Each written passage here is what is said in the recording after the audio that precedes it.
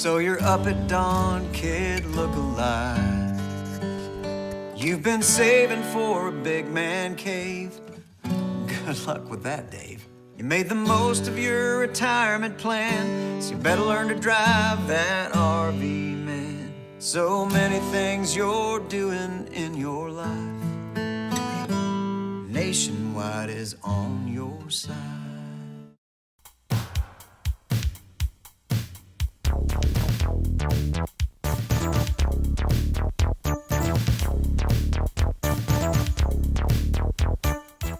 Hello, ladies and gentlemen, and welcome to Real Talk here on TV 35.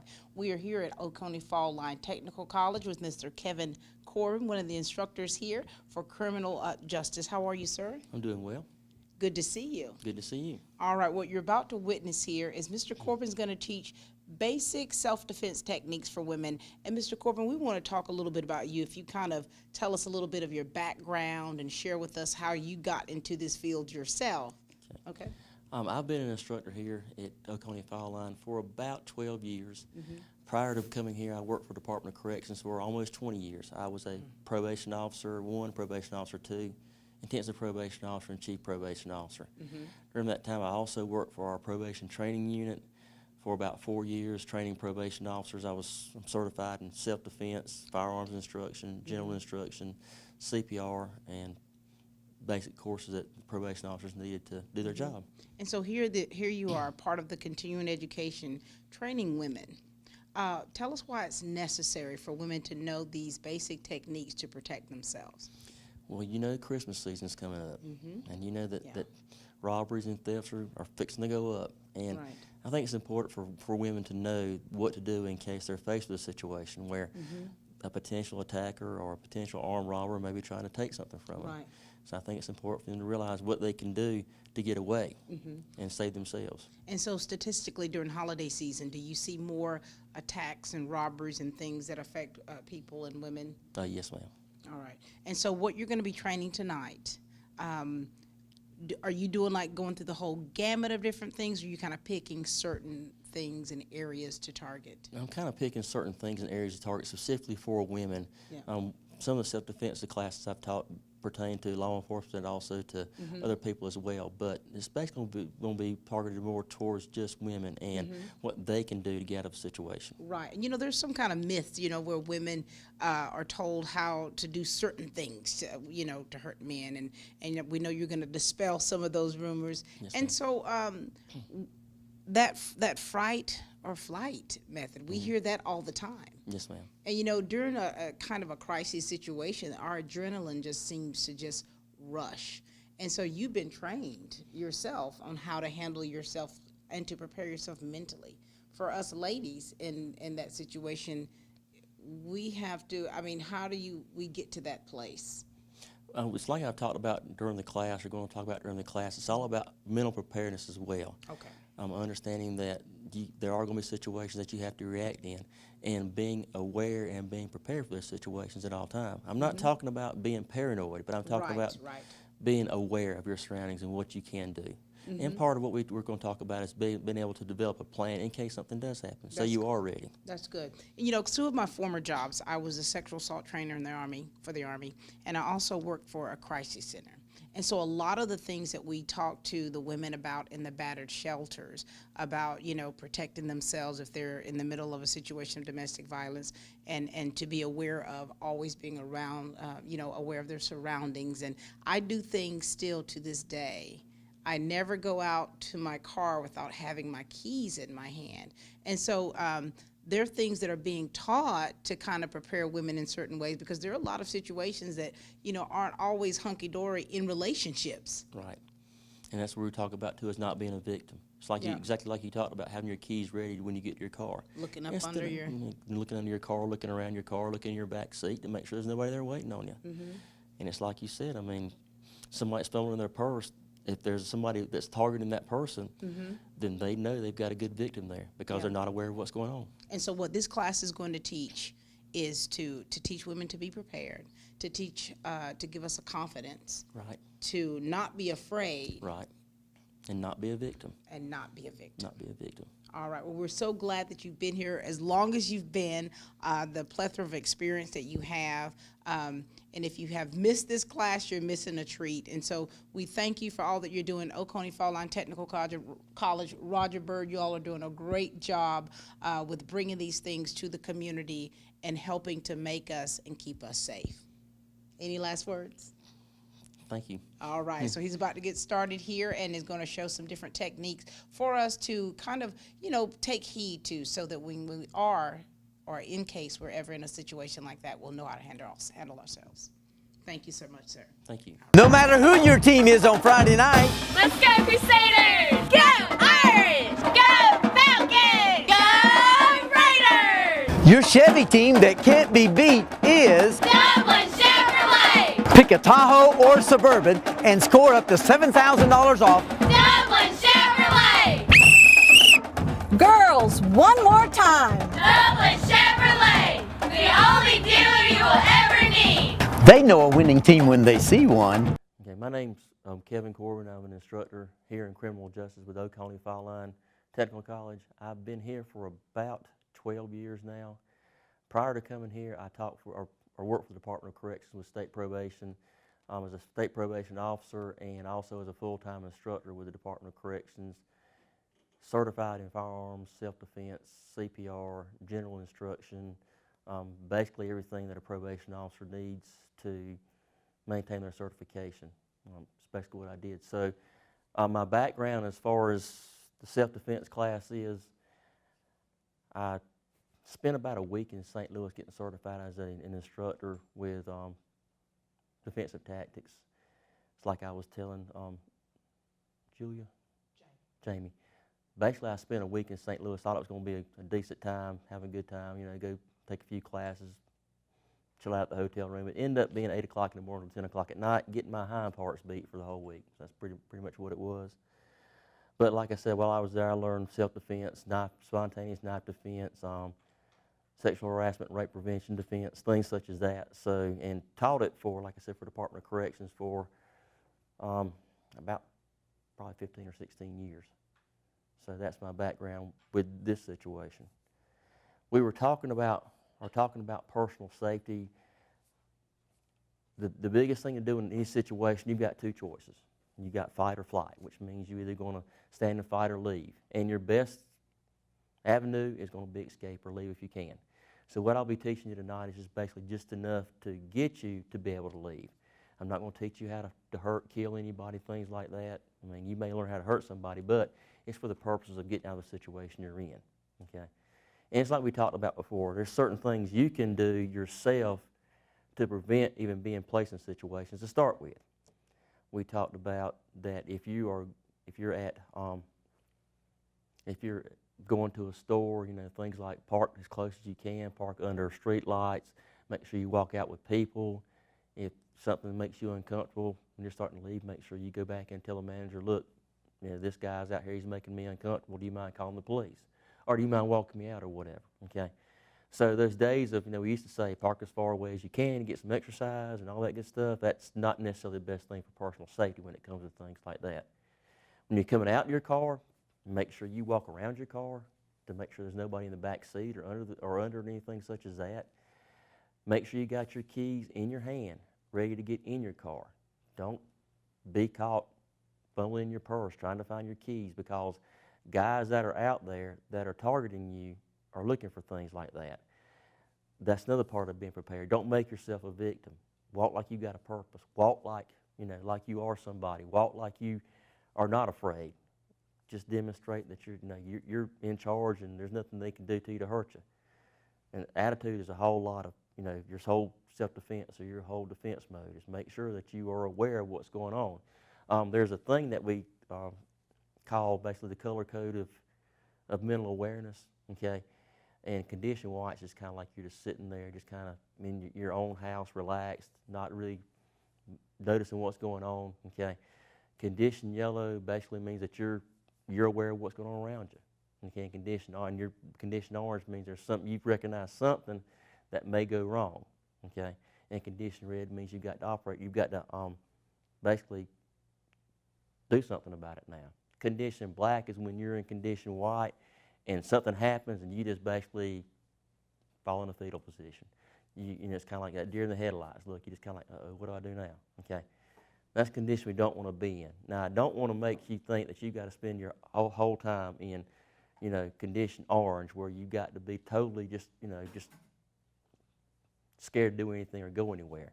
But you do need to be what we call condition yellow, which means you're aware of what's going on, how many times you've been at a store, Walmart or whatever, and you're standing there looking at something on the shelf, and somebody walks up behind you, and you have no idea they're there.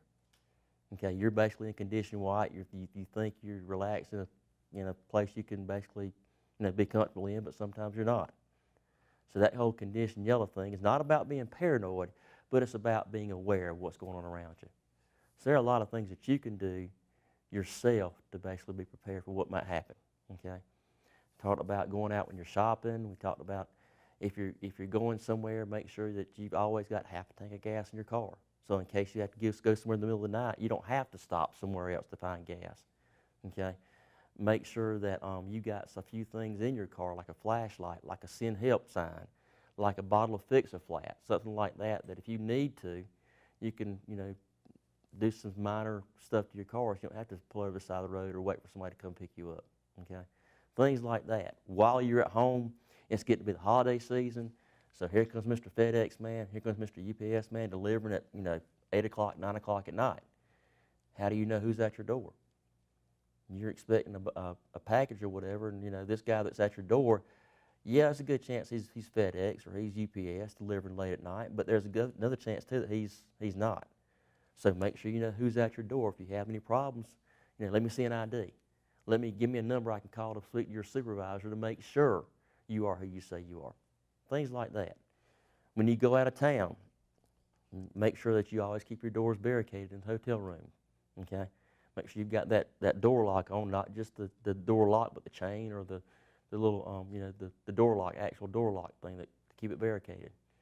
And as bad as this sounds, I know it sounds kind of crazy, but, you know, if you're out somewhere at a restaurant or something like that and you're by yourself, you know, be aware of who you're living with or who you're walking out with.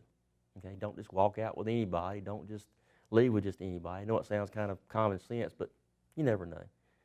Okay. I'm Dr. Manuel Vega from Dublin-Macon Cardiology. I've been in the same office in the campus of Fairview Park Hospital since 2004. I usually market myself as being Lawrence County only cardiology group that's available 24 hours, 7 days a week. What it means is I live in town. I live probably 5 minutes from the hospital. This is different from some of the other cardiologists in the area, which mostly reside or live in, probably the closest place will be Macon, Georgia, which is about an hour away. On any given day, my office is open and a patient may come in and see myself or see my PA or my nurse practitioner and actually get an answer immediately than having to wait for weeks or days or waiting until that doctor has another rotation locally. The difference in having a local cardiologist, especially a person with all the credentials and all the boards, is that you get excellent care and you get it locally. I don't have a mission statement, but my statement is go through life and touch people positively and make a difference in somebody else's life. And that's how I practice and that's how I live.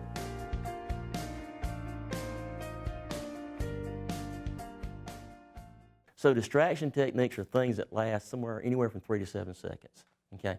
And basically what they do is they change the channel on whatever this person's doing to you. If he's trying to basically assault you or whatever, it kind of helps change the channel. So there again, you've got 3 to 7 seconds. Doesn't sound like a long time, but here comes that flight thing we were talking about a while ago, okay? So the first thing I'm going to do is I'm going to kind of start where our nerve motor points are located at, in our head and our neck, okay? Right here. Okay, I'm fitting to move your hair a little bit. You mind if I touch you? That's fine. Okay. There is a nerve motor point that's located right here. It's called the brachial plexus origin. And it's right there with the jugular and the carotid are all kind of right there together. Okay. Now you know, of course, what happens when somebody blocks off your carotid. Okay. It can cause you to pass out. It can cause you to die if it's blocked off long enough. Okay. But that's not our purpose here. Our purpose here is basically to create distraction just to get away. So there is a nerve motor point that is located right here, and it's called the brachial plexus origin. Now, and I'm fixing to do this, and I'm fixing to kind of give you an idea of what it feels like. So kind of move your neck there a little bit. There you go. and I'm going to kind of give you a little bit of tap there. Okay, did you feel it? A little bit? A little bit more? Okay. Now, that is basically where your brachial plexus origin is located at. It's basically also a stunning technique. Is you okay? Yeah. Okay. Now, one thing, I don't know if I know you're a girl, but have you ever been in a fight? When I was young. When you were younger, okay. A lot of times, guys like to fight. We like to get in a fight. The first thing we do is ball up our fist and hit somebody in the face. Okay, that's the first thing we want to do. A couple of problems with that. Number one, if you're a guy that's ever been in a fight, if you've ever been in a fight at all, you know probably what's going to happen is you're going to break your hand when you hit somebody in the face. Okay, so you want to try to stay away from doing something like that. Now I know you've heard about probably the nose and all that good stuff, and it's kind of effective. But we're talking about here stunning and leaving. Okay, so And do it backhanded. And do it backhanded. See, now the reason I'm doing it backhanded is because that's the biggest part of my hand. That's the biggest target area. That's the biggest target area right there too. Okay, so you don't really want to use a blade hand or a ridge hand or something like that. You want to be able to use the biggest part of your hand, which is right here. Okay, so all you're doing is right there. That's all you're doing. Okay. Now, I also want you to just notice that when I'm doing this, I'm also, if you've ever played softball before, okay, when you swing a bat, you swing with everything. You don't just stand here and swing out like this. You swing at everything. So when you're doing one of these, you want to swing with everything. Okay, and it's bam like that. Now, I want you to put your hands in. One thing we need to talk about is defensive stance. If you're in a situation you don't feel comfortable or you think something's fixing to go south or go wrong, you want a defensive stance, which basically is your dominant foot behind you, okay? Your hands up somewhere around waist level. Now, you might look like you're fixing to be, Betty Bad Butt here, but, you want to be able to be ready, okay? So, you in your stance right here, so you're left-handed, right? Right. Okay. All right, so now what I want to do is I want you to take your left hand, all right, just make a hand like this and just hit me right here. Not hard, okay? A little bit harder than that. A little bit harder than that. Okay, a little bit harder. Okay. Now, one thing we want to do is there's a principle called fluid shock wave principle. And the way it operates, when you go through a rock in a puddle of water, what happens? It kind of radiates out there, doesn't it? Okay? That's the same thing with the fluid shock wave principle. If I hit you and come right off, you don't feel it near as much as if I hit you and leave it on there a little bit. Okay? Fluid shock wave, all that energy transfers from my hand to that nerve motor point. So try that. Okay? There you go. That's fine. That's all right. Go ahead. Okay? There you go. So you can hit that brachial plexus with the back part of your hand, the back part of your forearm if you're close enough, the inside of your hand, or the inside of your forearm. Okay?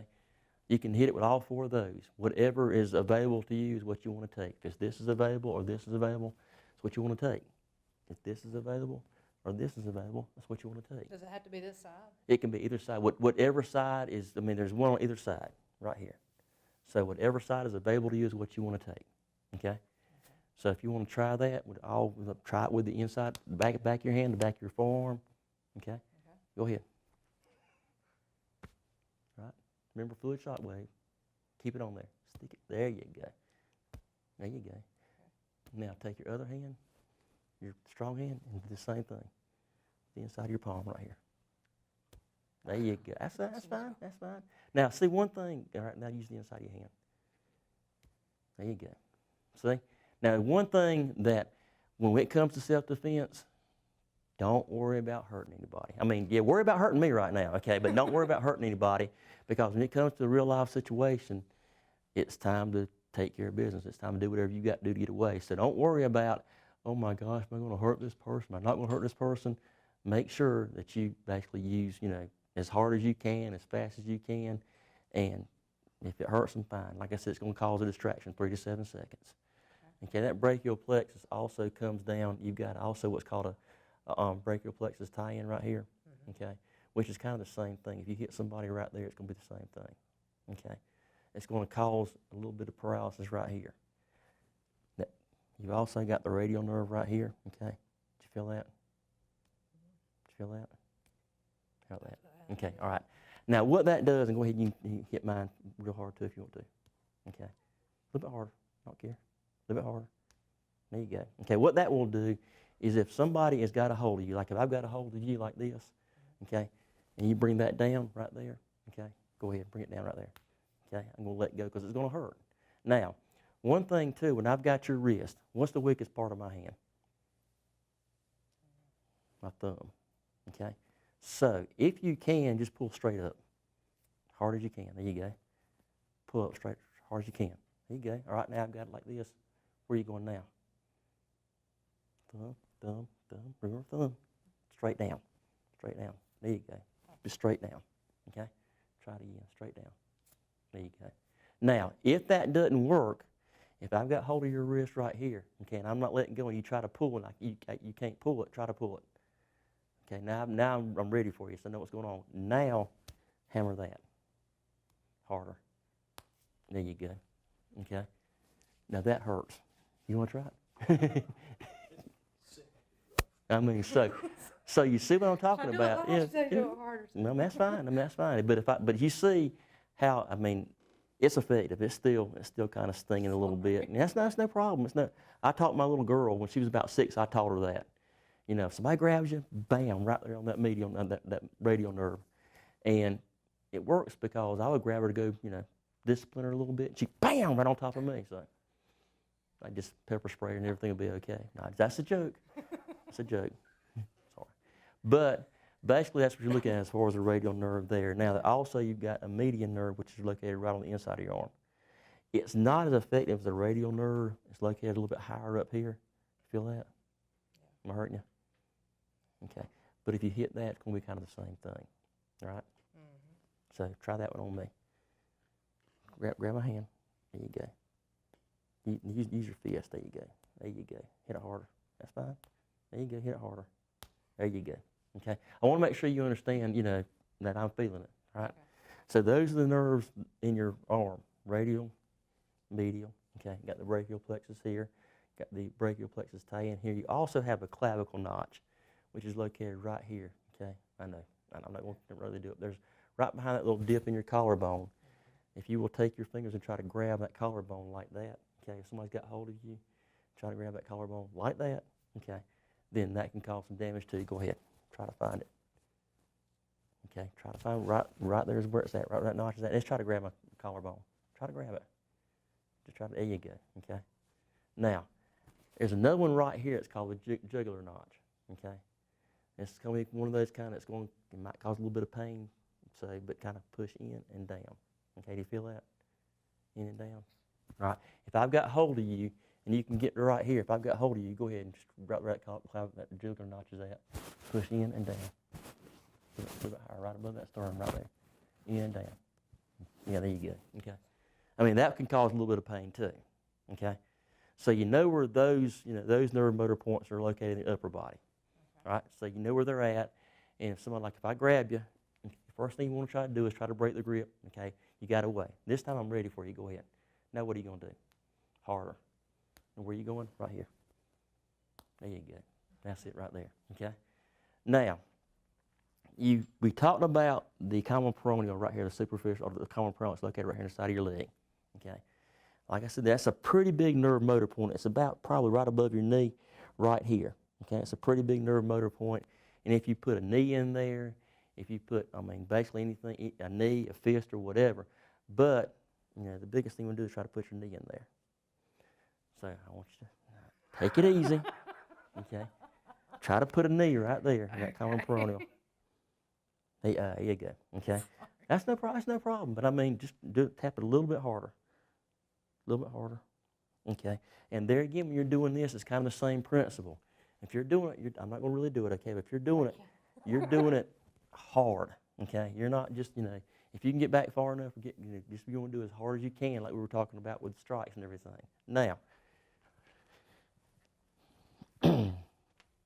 this is all this is as a training baton, okay? However, what is it about the size of? Umbrella.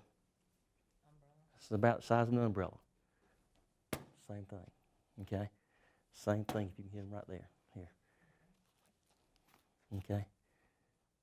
A little bit lower right down there. There you go. A little bit lower. Okay. Now, remember, swing a little bit harder. I don't care. Go ahead. A little bit harder. Okay. Now, what this causes is what we call a sympathetic. What this does, it's called like a sympathetic reflex. A lot of times, this leg will go out, and this leg will say, I'm not hanging around either. So both of them, they very well could collapse. It's basically a distraction technique to get their mind off of what they were talking about or what they were doing, okay? However, if it works out where both legs collapse, that's even better because now you can for sure run, all right? Now, all right, stand a little bit, okay? On the right directly opposite from there, there's like a femoral nerve right in here, okay? It's basically right in here. It's if he's giving you this, the femoral nerve now, lies one of the problems with, I know you girls are taught from the time y'all are this high, I hope this is okay for television, yeah, kick them in the crotch, okay? Problem is that's an area that's not, I mean, it's kind of hard to make contact sometimes, okay? And plus, if you try and miss, you have a real ticked off guy in front of you. So, like I said, this is always a better option. But if he's giving you this, that femoral nerve right there too is located almost directly opposite from your common peroneal, right there. Okay. All right, be careful, be gentle, okay? There you go, right there. Okay, it's located right there. There you go. So like I said, if that's what he's giving you, then go ahead and try to take that one. Whatever he's offering you, if it's that, then go ahead and take it.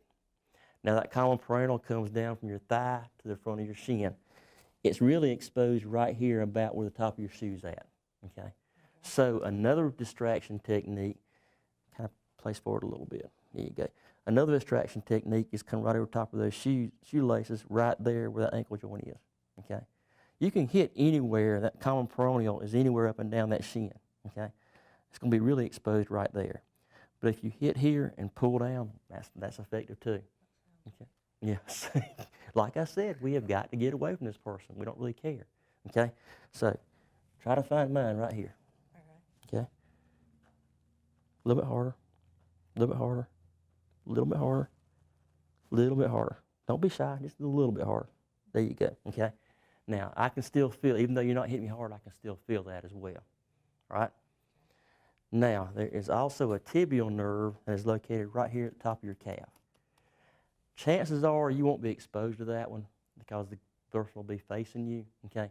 But it still can have the same effect as far as causing you to go out every leg as they go out or whatever, okay? But right here, it's going to be located right at the top of your calf. You feel that? Right there? Okay, yeah, okay. So that's going to be kind of the same way. If he's facing away from you, then you can come right here on top of that. Now, like I said, that's probably one of those that you're not going to see a whole lot because he is facing away from you. And if he's facing away from you, you can get out, then go, okay? So try to find that one on me. A little bit right here. That's where you want to be at. There you go, okay?